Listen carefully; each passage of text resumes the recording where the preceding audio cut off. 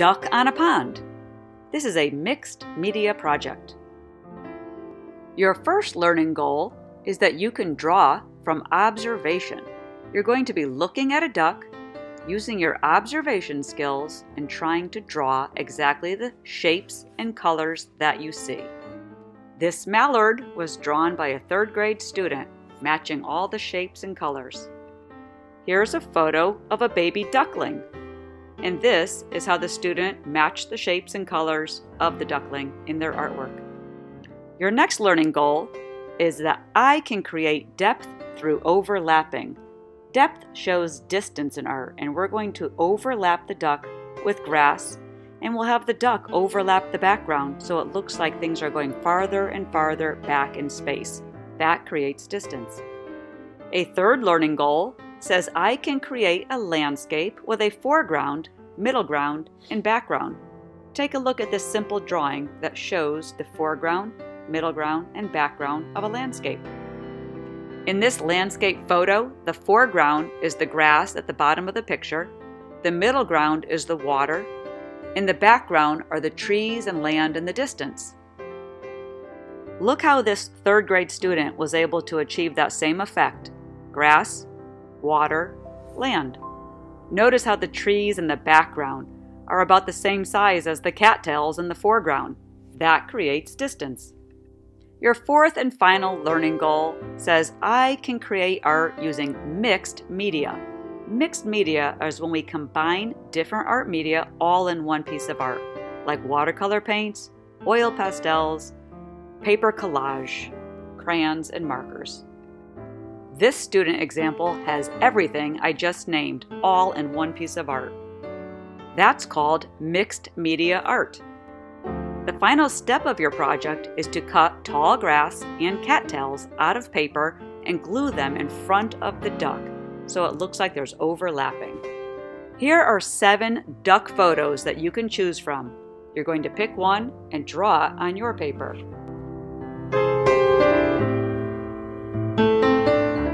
Come back to the duck picture that you like and pause so you can do the drawing.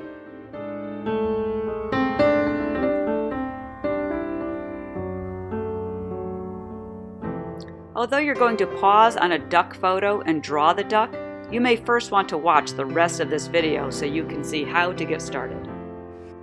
Let's begin!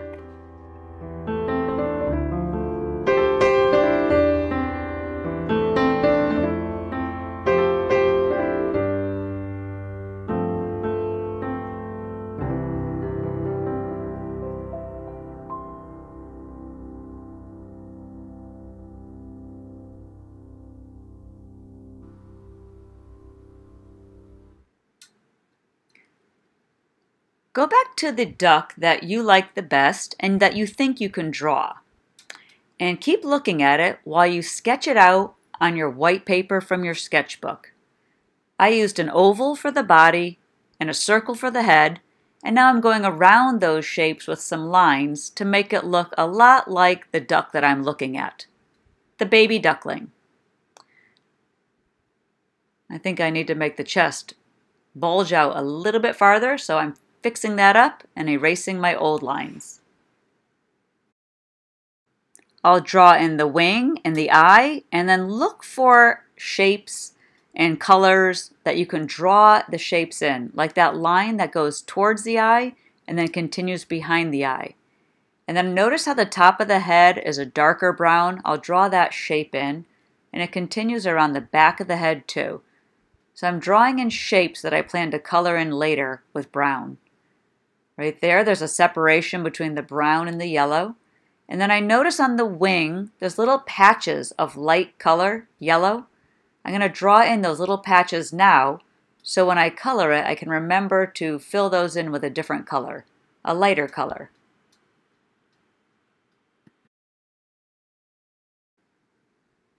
I'm going to use oil pastels to color mine, but you can use crayon if you don't have oil pastels. I like the way oil pastels blend together very nicely when you're mixing 2 or 3 colors. So I'll start off with this golden color, And I'm going to come back later with a brighter yellow and even a white and mix the three together to try to match the color of the duck that I'm looking at. Notice some of the areas are a golden yellow and some are a very pale whitish yellow. So using the oil pastels, I can blend white on top of my other colors and it spreads it in and makes it lighter in certain areas. I'll add a little bit of that yellow to the places on the wing that seem to be a light yellowish color. Notice when I put the white on top, how it blends it in and makes it much lighter. Try to do that with yours if you have oil pastels.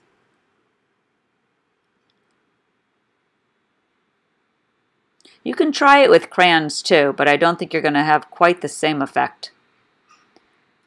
This brown is looking very dark, but I know that I'm going to go back over it later with the white and blend it together, and it will look like a lighter brown.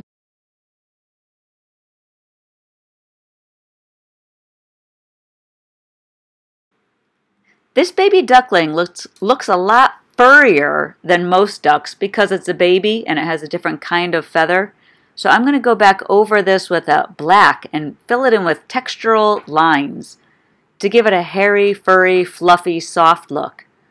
So I'm just going to fill that in, and I'm also squinting my eyes and looking for the darkest places I see on the duck, and I'll put a little more black in those dark areas.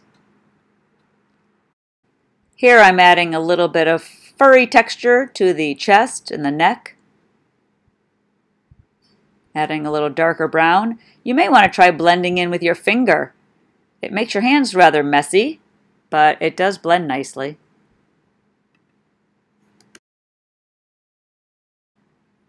Yuck! There's one more thing you need to do before you stop for the day, and that is to put in the foreground, middle ground, and background using just a pencil. The foreground is going to be the grass on one side of the river, and then there's a line to represent the back side of the river, and then one more line to represent the land that's beyond the river. So the foreground is grass, the middle ground is water, and the background are hills. Now you may pause on a duck photo of your choice and go back and try to match the shapes and colors using oil pastels or crayons. When you have caught up to the video, you are done with end of part 1. Come back next week to start part 2 of this lesson. Welcome back to part 2, color and collage. So we've already colored the duck, but now we need to color our background. And we're going to use a special technique called crayon resist. So find a white crayon or a white oil pastel. And we're going to draw little bitty horizontal lines all over the water section of the drawing. These white lines are not showing up very well right now because it's white on white, no contrast. But press down firmly with the white, make sure it's coming out nice and thick because you're going to be painting over those, and they'll only show up if you make them nice and thick with wax or oil pastel now, and we're going to put a water-based paint over the top of the white. I'm using a watercolor set, and I'm going to take a little bit of blue and add it to some water and put that on top. No, that's a little bit dark. Let me add more water to that, and you can see right there the water paint is not staying on top of the oil pastel. It's rolling right off. It's called a resist because the oil is resisting being covered over by paint. It does not want to be covered. So oil always comes to the top, water goes to the bottom. So we're going to cover the entire water section with blue watercolor paint and keep it nice and watery so the water resist works. Oops, there's a little bit of green. You could try mixing blues and greens together for aqua color if you like. I'm just going to finish painting in my entire water section. That's the middle ground of my landscape. Do be careful not to get any blue paint on the duck. It's supposed to be behind the duck and under the duck, but not on top of the duck. Now it's time to use some green watercolor paint and paint the foreground, which is the land on our side of the water. I'm going to make some green for the background too, so it might be more interesting to mix together green and yellow to change the green a little bit so it's not just like the foreground. And then I'm cleaning off the yellow. If you ever get any paint on top of that yellow, you'll need to mop it off with a clean brush. Now I'm painting my sky to be a pretty sunset color because I'm bored with all that blue. I don't want to use more blue in my sky, but you can if you want to have a blue sky or a purple sky. You don't need to make it a sunset color. This project is called mixed media because we're mixing many different media together to make one picture. We've already used oil pastels and watercolor paint. Now we're going to be using paper collage to give the picture an overlapping effect. We're going to put grass blades in front of the duck so it looks like he's swimming behind the tall grass at the side of the river or pond. I found a bunch of different green papers I happen to have. If you don't have a lot of different greens, you can just use one green paper. If you don't have any green paper, just color a piece of paper with a green marker or a green crayon and then chop it up and you'll have the same effect that I'm getting. I'm cutting my grass very, very thin. So see if you can cut them so they're actually like real blades of grass in your yard. Very thin, sometimes even pointy on the top. Try not to do them big, thick, chunky rectangles or it won't look realistic. All right, when you're done cutting up all your grass, you're going to place them on the foreground. That's the closest part to you in the picture, in front of the duck, and make sure some of your grass blades actually overlap the duck. I want to see the duck behind the blades of grass. Here's an easy way to glue them down. I just pick up a few at a time and put a little bit of glue at the bottom. You can do this with glue stick if you don't have white Elmer's glue. You don't need to glue the entire piece of grass down. Just stick the bottom down and then you can actually make the tops curl out or bend them forward to give it a more 3D effect.